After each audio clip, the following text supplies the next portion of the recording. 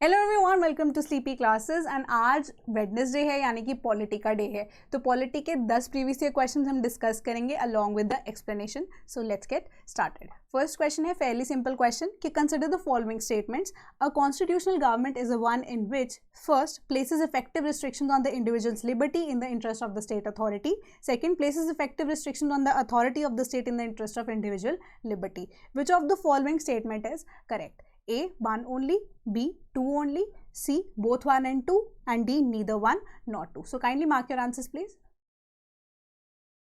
तो इसका correct answer है ऑप्शन नंबर बी यानी कि सेकंड स्टेटमेंट ओनली। तो जब हम एक कॉन्स्टिट्यूशनल गवर्नमेंट की बात करते हैं तो यहाँ पे हमारे पास कॉन्स्टिट्यूशन का होना बहुत ज़्यादा ज़रूरी है, यानी कि constitution is the mother of all laws, यानी कि पैरामाउंट पोजीशन पे हमारे पास कॉन्स्टिट्यूशन ऑफ इंडिया है। तो उसके रेफरेंस में अगर हम फर्स्ट स्टेटमेंट को देखें कि जो हमारा कॉन्स्टिट्यूशन है वो प्लेस कर रहा है रिस्ट्रिक्शंस किस पे, इंडिविजुअल की लिबर्टी पे, ताकि इंटरेस्ट ऑफ द स्टेट जो है या स्टेट की जो अथॉरिटी है उसे बचाया जा सके। So this is a wrong statement, क्योंकि हमारा जो कॉन्स्टिट्यूशन ऑफ इंडिया है वो हमें गारंटी कर रहा है लिबर्टी भी कैसे, पॉजिटिव लिबर्टी, ताकि जो इंडिविजुअल है it grows through all the affairs of life, ताकि उनकी प्रॉपर जो है डेवलपमेंट हो सके in all the affairs of life. So as a result हमारी फर्स्ट स्टेटमेंट जो है वो गलत हो जाती है, क्योंकि हमारी जो स्टेट अथॉरिटी है उसको जो है उसके ऊपर चेक रखता है हमारा कॉन्स्टिट्यूशन ऑफ इंडिया। तभी हम चेक्स एंड बैलेंसेस बोलते हैं। तो चेक रखता है हमारा कॉन्स्टिट्यूशन ऑफ इंडिया, ताकि जो स्टेट है वो अपनी अथॉरिटी, अपनी पावर को मिसयूज ना करे। फर्स्ट स्टेटमेंट गलत हो जाती है। सेकंड स्टेटमेंट कह रही है कि अथॉरिटी ऑफ द स्टेट के ऊपर रिस्ट्रिक्शन है ताकि interest of the individual liberty उसे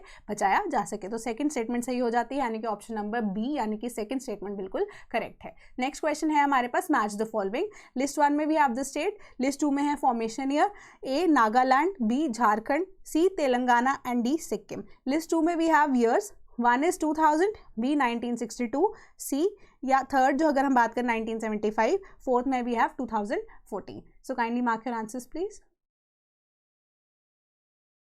इसका करेक्ट आंसर है ऑप्शन नंबर बी। तो एक जनरल चीज़ जो है या एक जो स्टूडेंट है जिसको बिल्कुल भी इसका आइडिया नहीं होगा, उसके लिए ये चीज़ बिल्कुल जो है समझने वाली है कि हमें ये पता है कि Telangana is one of the recent states जो इंडिया में फॉर्म हुई है ना। तो रीसेंट ईयर सबसे ज़्यादा कौन सा है, 2014, यानी कि सी शुड गो विथ 4। सी यहाँ पे 4 में किसके साथ जा रहा है, ऑप्शन नंबर बी में भी और डी में भी, बट यहाँ पे ए एंड सी जो है वो एलिमिनेट हो जाते हैं। इसके अलावा जो हमारे पास और रीजन एग्जिस्ट कर सकते हैं कि जो सिक्किम है इट जॉइंड इंडिया इन 1975, तो सिक्किम स्टेट ऑब्वियसली 1975 में बनेगी। तो यहाँ पे हमारे पास डी जो है वो 3 के साथ जाना चाहिए। तो यहाँ पे हमारा जो बी ऑप्शन है करेक्ट हो जाता है। इसके अलावा झारखंड जो है वो बिहार से कार्व आउट हुआ था, बिहार का रीऑर्गेनाइजेशन एक्ट ऑफ 2000 पास हुआ था, तो बी जो है वो 1 के साथ जाएगा। एंड सिमिलरली नागालैंड जो है 1962 का पार्ट बन जाता है। तो हमारा जो ऑप्शन नंबर बी है that is the correct answer. Next question is following are the two statement. एक को हमने लेबल किया है एजर्शन जिसे हम ए कह रहे हैं, दूसरे को हमने रीजन जो है लेबल किया है जिसको हम आर कह रहे हैं। एजर्शन क्या कहती है हमें कि अनटचेबिलिटी है, it is a worst form of structural violence. Reason कहता है कि untouchability has been practice in the name of religious sanctions. तो हमारे पास ऑप्शंस क्या हैं जो हमने करेक्ट कोड सेलेक्ट करना है। ए, बोथ जो एजर्शन एंड रीजन है आर ट्रू, और जो रीजन है it is a correct explanation of assertion. B कह रहा है both A and R true, but जो रीजन है it is not the correct explanation of assertion. C कह रहा है एजर्शन सही है बट रीजन गलत है।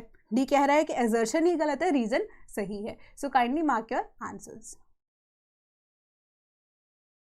तो इसका करेक्ट आंसर है ऑप्शन नंबर ए कि एजर्शन और रीजन दोनों ही सही है, और जो रीजन है is the correct explanation of assertion. वो कैसे कि जब हम स्ट्रक्चरल वायलेंस की बात करते हैं विद रिस्पेक्ट टू अनटचेबिलिटी, तो एक स्ट्रक्चर ही तो था जो हमने फॉर्म कर लिया था सोसाइटी में। इनिशियली हमने अर्ली जो वैदिक पीरियड है उसमें वर्ण सिस्टम नाम दिया था एज पर द प्रोफेशन, है ना। उसका एज सच कोई अगर हम बात करें इनइक्वालिटी से लेना देना नहीं था, बट जो लेटर वैदिक एज आई उन प्रोफेशंस को हमने कास्ट सिस्टम में ही कन्वर्ट कर दिया। वर्ण सिस्टम जो है हमारा कास्ट सिस्टम में ही चेंज हो गया। एंड जो शूद्रास थे उनको हमने अनटचेबल जो है डिक्लेयर कर दिया था। वो एक स्ट्रक्चर बन गया था हमारी सोसाइटी का, एंड उनके साथ जो है स्ट्रक्चरल वायलेंस जो है वो भी कमिट की जाती थी कि उन्हें उनके राइट्स नहीं दिए जाते थे, पीने को पानी नहीं दिया जाता था, शहर में या गाँव में रहने नहीं दिया जाता था, है ना। तो ये हमारा एजर्शन बिल्कुल करेक्ट है। दूसरी चीज़ हमारा रीजन की जब हम बात कर रहे हैं कि उसी अनटचेबिलिटी को हमने प्रैक्टिस किस लिए किया या किसके नाम पे किया, हमने रिलीजन के नाम पे उसे प्रैक्टिस किया। तो कि भगवान भगवान ने ये चीज़ कही है कि शूद्र जो है ये ऐसे ऐसे नहीं कर सकते, they should not live in the cities, इनको बाहर रखना चाहिए, कि they will not enter the temple and all. तो ये हमने रिलीजियस सैंक्शंस जो है इनको यूज़ करके हमने स्ट्रक्चरल वायलेंस यानी कि अनटचेबिलिटी को परफॉर्म किया इन मेनी ईयर्स, जो कि पहले निकल गए थे, ठीक है, until unless constitution of India came into being and formally हमारे पास कोई ऐसा लॉ नहीं बना जहाँ पे हम अनटचेबिलिटी को प्रिवेंट कर सके। So as a result A option जो है हमारा बिल्कुल करेक्ट है। नेक्स्ट क्वेश्चन है हमारे पास, Which of the following are envisaged by the right against exploitation in the Constitution of India?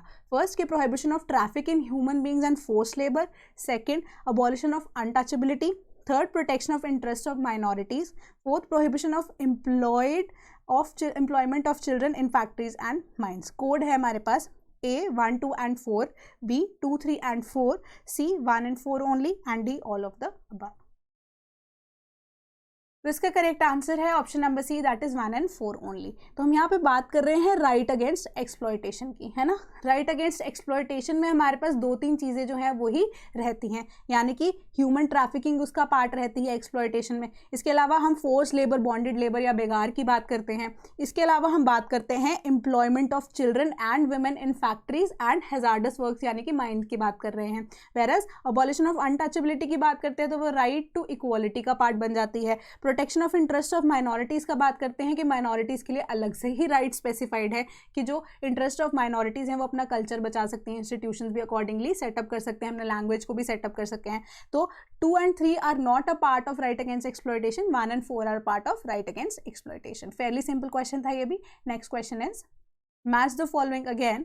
ये बहुत ही ट्रिकी थोड़ा सा क्वेश्चन है, यहाँ पे आप हो सकता है गलती करें, सो ध्यान से इसे देखिएगा। लिस्ट 1 में वी हैव ए में फंडामेंटल ड्यूटीज, बी में parliament can amend fundamental rights, C में we have doctrine of basic structure, D prohibition of trafficking in human beings. List 2 में वी हैव मिनर्वा मिल्स का case, second article 23 of the constitution of India, third में 42nd constitutional amendment act and fourth में Kesavananda Bharati case. Select the correct code. इसका correct answer है option number A, के जो हमारी fundamental duties हैं उसे हमने लेटर ऑन ऐड किया था by the 42nd constitutional amendment. Justified है कि parliament can amend the fundamental rights, ये चीज़ हमें दी किसने थी, केशवानंदा भारती केस ने, ठीक है।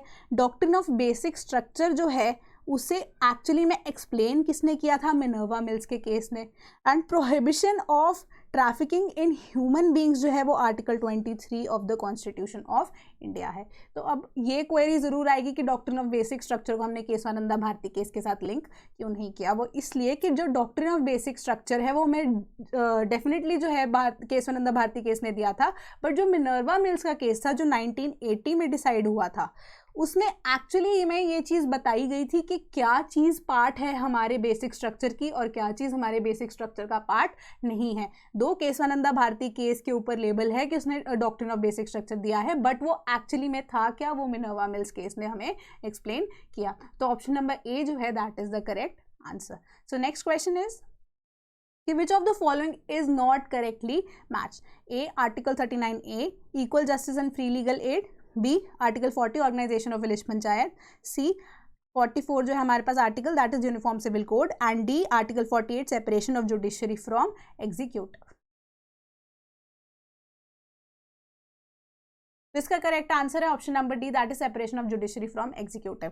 कि आर्टिकल 48 जो कॉन्स्टिट्यूशन ऑफ इंडिया का है वो ये चीज़ क्या चीज़, वो हमें एनिमल जो है एनिमल हस्बेंड्री की अगर हम बात करें उसके साथ वो डील करता है, ठीक है। वेराज जब हम separation of executive from judiciary की बात करते हैं that is a part of article 50 of the constitution of India. So the next question is again match the following है। लिस्ट 1 में we have A to foster respect for international law, B to have compassion for living creatures, C to develop the spirit of inquiry and reform, and D to separate judiciary from executive and public service of the state. List 2 में we have first में article 51A सब clause H, 2 में we have article 51C, ठीक है, third we have article 50 and 4 we have article 51A सब clause G. So you have to select the correct code. तो इसका correct answer है option number be again. सो यहाँ पे पिछले क्वेश्चन से ही आपको इस क्वेश्चन का रेफरेंस जो है वो मिल गया होगा कि जो डी है, D should go with 3 and D is not going with 3 in any of the options apart from option number B. तो यहाँ पे आपका करेक्ट जो है ये आंसर हो जाता है। तो इसके अलावा अगर हम बात करें तो सबसे पहली जो हमारी फंडामेंटल जो ड्यूटीज़ रहती हैं, ठीक है, वो जब ऐड की थी हमने कॉन्स्टिट्यूशन ऑफ इंडिया में, उसमें सबसे पहली फंडामेंटल ड्यूटी जो इंसान को याद ही रहेगी that is with regards to international law या इंटरनेशनल पीस एंड सिक्योरिटी की वो बात कर रहा है। तो सबसे पहला है विद A2 तो ये जो चीज़ है यहाँ पे एक और ट्रिक है। अगर मतलब ये तो हमारा पता लग गया हमें कि लास्ट क्वेश्चन से कि आर्टिकल 50 जो है सेपरेशन ऑफ जुडिशरी है, बट इसके अलावा जो हमारी फर्स्ट फंडामेंटल ड्यूटी है वो इंटरनेशनल पीस एंड सिक्योरिटी की बात करती है। एंड हमारा सबसे पहला आर्टिकल जो है अपार्ट फ्रॉम आर्टिकल 50 की अगर हम बात करें, क्योंकि हमें ए डी तो पिछले क्वेश्चन से बिल्कुल करेक्ट हो ही गया, इसके अलावा जो दूसरी चीज़ आप उसको कन्फर्म करने के लिए यूज़ कर सकते हैं वो यही है कि ए शुड गो विद 2, क्योंकि जो हमारी फर्स्ट फंडामेंटल ड्यूटी जो है इट डील्स विद हमारी किससे, इंटरनेशनल पीस एंड सिक्योरिटी। तो 51 से वो सब क्लॉज सी है, that should be the correct code जो कि हमारे पास आंसर आना चाहिए। हमारे पास नेक्स्ट क्वेश्चन है, which of the following is not correct regarding the presidential elections? A. Election of the successor must be held before the expiry of the term of the incumbent president. B. The president shall hold the office for a term of 5 years from the date on which he enters upon his office. C. On the expiration of his term, he continues to hold the office until his successor enters upon his office. D. President's election may be postponed on the ground that the electoral college is incomplete. So kindly mark your answers, please. तो इसका correct answer है option number D कि जो president है उनके election के time पे जो इलेक्टोरल कॉलेज बनता है उसमें स्टेट्स के रिप्रेजेंटेटिव्स भी होते हैं। सो देयर में भी सच सिचुएशन कि कुछ स्टेट्स में अभी गवर्नमेंट नहीं बनी है, वहाँ पे इलेक्शंस होने हैं। सो एज अ रिजल्ट वहाँ पे हमारे पास गवर्नमेंट प्रेवलेंट नहीं है, यहाँ से या वहाँ या उस स्टेट से जो हमारे रिप्रेजेंटेटिव्स हैं वो पार्ट नहीं लेंगे इन द प्रेसिडेंशियल इलेक्शंस। तो इलेक्टोरल कॉलेज जो है इन एज अ रिजल्ट जो है इनकम्प्लीट रह जाएगा, बट प्रेसिडेंशियल इलेक्शन जो है वो नहीं रुकेंगे। सो जो ऑप्शन नंबर डी है हमारे पास that is not the correct statement with regards to presidential elections in India. So the next question is, with reference to the Constitution of India, consider the following statements. First, कि no high court shall have the jurisdiction to declare any central law to be constitutionally invalid. Second, an amendment to the Constitution of India cannot be called into question by the Supreme Court of India. आपको select करनी है correct statement कौन सी है, A 1 only, B 2 only, C both 1 and 2 and D neither 1 nor 2. तो इसका correct answer है option number D कि दोनों स्टेटमेंट्स ही बिल्कुल गलत हैं। कि जो हाई कोर्ट्स हैं उनके पास इनिशियली पावर होती थी कि कोई भी जो सेंट्रल लॉ है उसे कॉन्स्टिट्यूशनली इनवैलिड डिक्लेयर किया जा सके, बट जब हम बात करते हैं 42nd कॉन्स्टिट्यूशनल अमेंडमेंट की तो हाई कोर्ट से ये पावर ले ली गई थी कि वो कोई भी कॉन्स्टिट्यूशनल जो अमेंडमेंट हो रही है उसको इनवैलिड डिक्लेयर नहीं कर सकती। तो ये पावर सिर्फ और सिर्फ सुप्रीम कोर्ट के पास थी। वेराज हमारे पास जो 43rd कॉन्स्टिट्यूशनल अमेंडमेंट है जब उसे पास किया गया तो जो हाई कोर्ट की पावर है उसे रिस्टोर कर लिया गया, जिसमें ये चीज़ कहा गया कि high court also has the power या also has the jurisdiction to declare any central law to be constitutionally invalid. So हमारी जो फर्स्ट स्टेटमेंट है वो गलत है। सेकेंड है कि जो हमारे सुप्रीम कोर्ट है हमें वो पता है एपेक्स कोर्ट है, साथ ही साथ final interpreter and protector of the constitution of India भी है। तो कॉन्स्टिट्यूशनल अमेंडमेंट अगर कोई पास होती है उसके ऊपर फंडामेंटल या जो आप कहेंगे फंडामेंटली राइट टू इंटरप्रिटेशन जो है वो सिर्फ और सिर्फ सुप्रीम कोर्ट के पास भी तो रह जाएगा। सो हमारी जो सेकंड स्टेटमेंट है वो ऑटोमेटिकली गलत हो जाती है। तो हमारा जो ऑप्शन नंबर डी है दैट इज नीदर 1 नॉर 2 वो बिल्कुल सही है। सो लास्ट क्वेश्चन है आज का कि जो Sarkaria commission was set up for the review in relation between A the Prime Minister and the President, B the Legislative and the Executive, C the Center and the States, and D the Executive and the Judiciary. इसका correct answer है option number C that is the centre and the state. ये जो Sarkaria commission है वो कौन से साल में बनी थी, 1983 में। और इसको क्या काम दिया गया था कि वो सेंटर और स्टेट के जो रिलेशंस हैं उसे डिफाइन कर सके इन अ बेटर वे। सो आज के जो पॉलिटी के सेशन में जो 10 क्वेश्चंस हैं आज खत्म होते हैं। Do comment your scores and कोई भी अगर इशू हो तो do let us know in the comment section and do comment your scores. Please support and like and subscribe अगर आपको ये वीडियो पसंद आया हो। Thank you so much.